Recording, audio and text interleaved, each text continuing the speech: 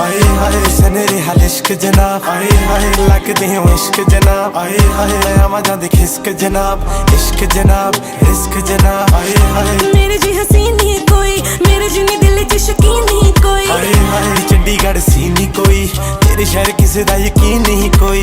अखां गल्लां करदियां ने हाय बाजी वाह तुसी बड़े कमालो, पैसे दियां वैसे भी कोई टेंशन नहीं जे साडे नालों। हेलो जी सुन लो मेरी बात करे जो तेरी बात ओनू दसदा औकात।